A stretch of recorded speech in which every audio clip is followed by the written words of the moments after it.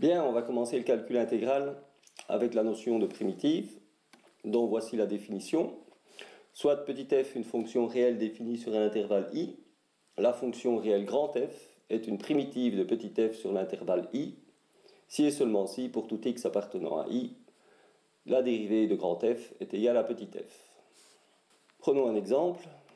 Si on considère la fonction petit f de x est égale à 2x sur l'ensemble des réels, on cherche alors une fonction grand f de x primitive de petit f, c'est-à-dire une fonction grand f de x dont la dérivée, grand f', est égale à 2x.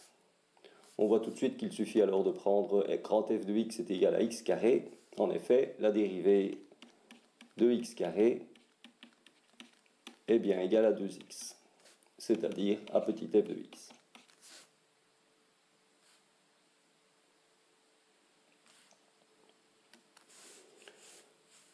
À ce stade-là, on peut se poser la question, on a bien trouvé une primitive grand f égale à x carré primitive de petit f égale à 2x, mais est-ce que cette primitive est unique?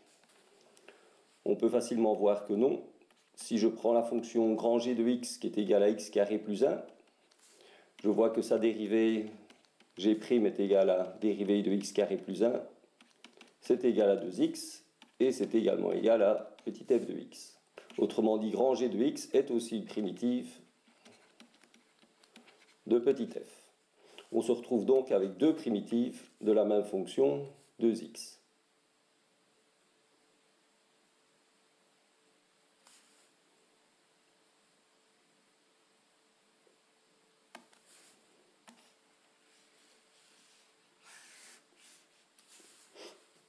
Il est donc facile de trouver d'autres primitives de la fonction petit f, par exemple en prenant simplement x carré plus n'importe quelle constante, c'est-à-dire x carré plus k, où k est un réel. La dérivée à ce moment-là est la dérivée de x carré plus k, qui est égale à 2x, plus la dérivée d'une constante 0, et qui est donc égale à petit f de x. Grand H est alors aussi une primitive de petit f. On vient de voir que, étant donné une fonction petit f de x sur un intervalle i, si on arrive à trouver une primitive grand f de x de cette fonction, c'est-à-dire une primitive grand f de x telle que sa dérivée est égale à petit f, à ce moment-là, on en a autant qu'on veut. Il suffit de rajouter à la fonction grand f de x n'importe quelle constante.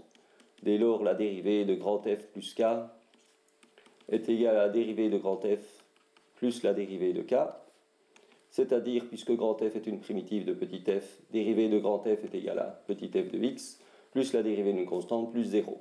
Autrement dit, si grand f de x est une primitive, à ce moment-là, grand f de x plus n'importe quelle constante est aussi une primitive de la fonction petit f. C'est notre propriété numéro 1.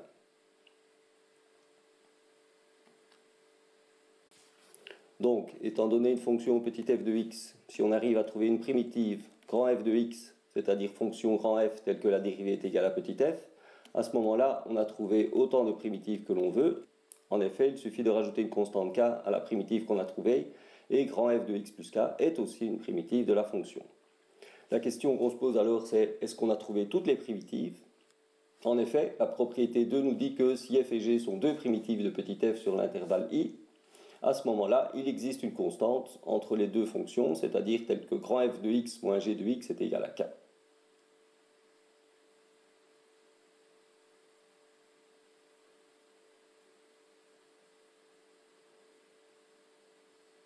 Cette propriété est admise pour le moment. Peut-être que je rajouterai une démonstration dans une vidéo séparée plus tard.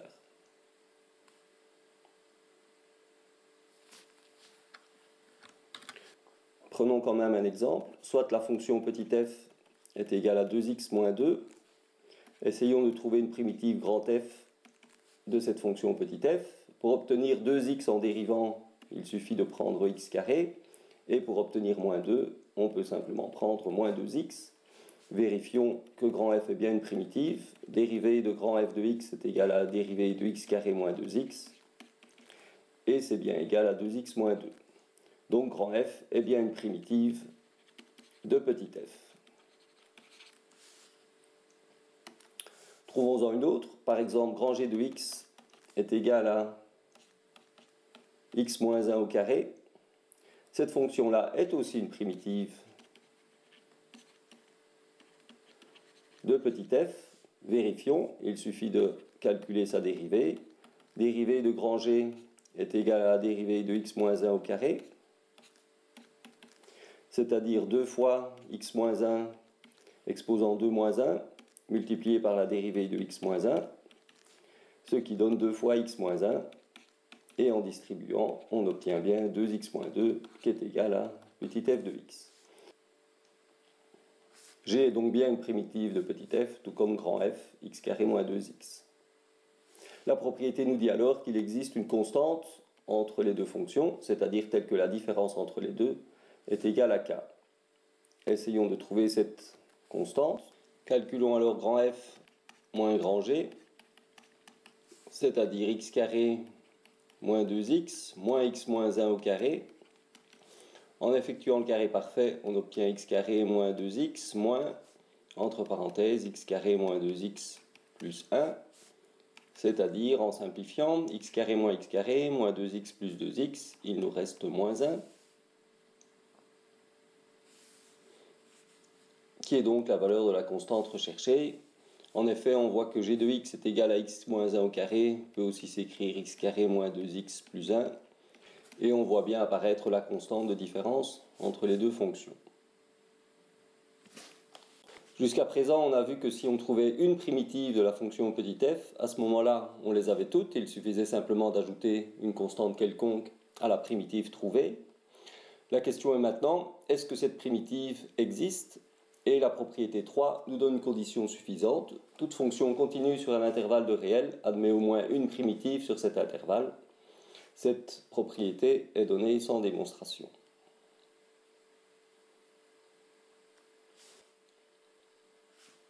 Propriété 4, étant donné une fonction petit f continue sur un intervalle i, cette condition-là nous assure qu'une primitive existe.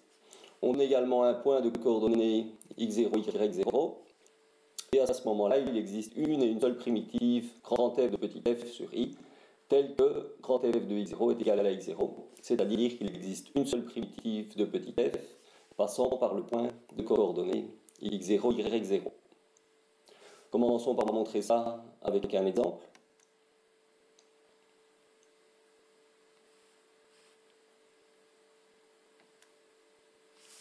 Voici une fonction g de x qui est une primitive de petit f, c'est-à-dire que g' de x est égal à petit f de x.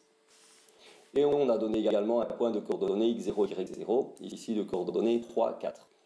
Il faut donc trouver une primitive grand f de x passant par le point P de coordonnées x0, y0, et donc grand f de x tel que la dérivée est égale à petit f. On sait que pour trouver une autre primitive de la fonction petit f, il suffit de rajouter une constante à g.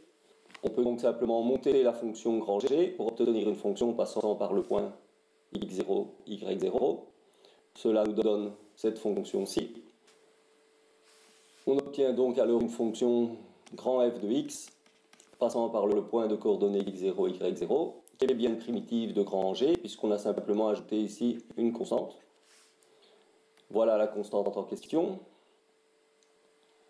Calculons la valeur de cette constante. Les coordonnées sont les suivantes. Ici, on a x0. Ici, on a l'image de x0 par la fonction grand G, c'est-à-dire g de x0. L'ordonnée ici est égale à y0. Et on voit donc que la constante k est égale à y0 moins g de x0. Il suffit donc de prendre grand f de x est égal à g de x plus k, c'est-à-dire grand f de x est égal à g de x plus y0 moins g de x0.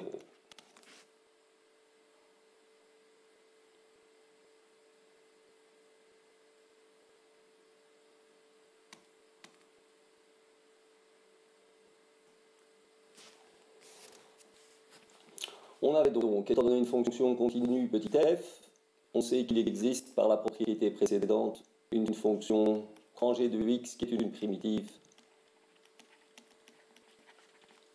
de petit f, c'est-à-dire que g' de x est égal à petit f de x. Et on cherche une primitive grand F passant par le point x0, y0.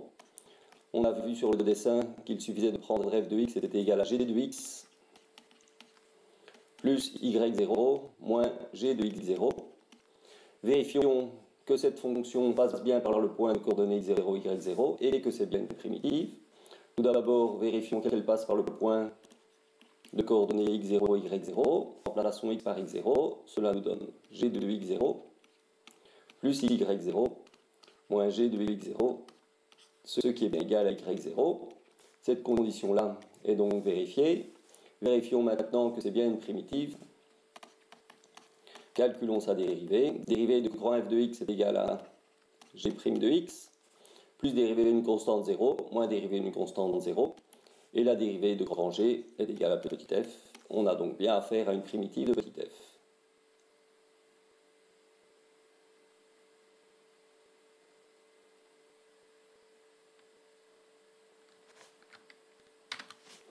Prenons maintenant un exemple concret. Par exemple, la fonction petit f de x est égale à x sur r.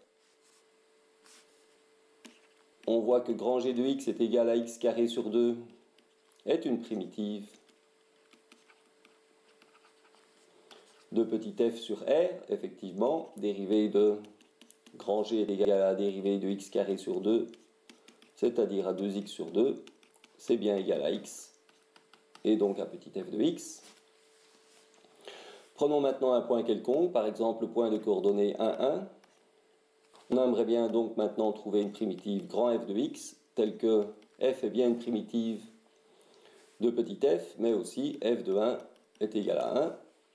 On sait qu'on peut obtenir une autre primitive de la fonction petit f en prenant g de x et en rajoutant une constante, ce qui nous donne donc x carré sur 2 plus k. En remplaçant x par 1, cela nous donne f de 1 est égal à 1 demi plus k. Et on sait que f de 1 doit être égal à 1. On obtient alors k est égal à 1 moins 1 demi, c'est égal à 1 demi. La primitive recherchée est alors grand f de x égale à x carré sur 2 plus 1 demi. Vous pouvez vérifier, dérivée de x carré sur 2 plus 1 demi nous donne bien x, et la fonction passe bien par le point 1, f de 1 est égal à 1 demi plus 1 demi est égal à 1.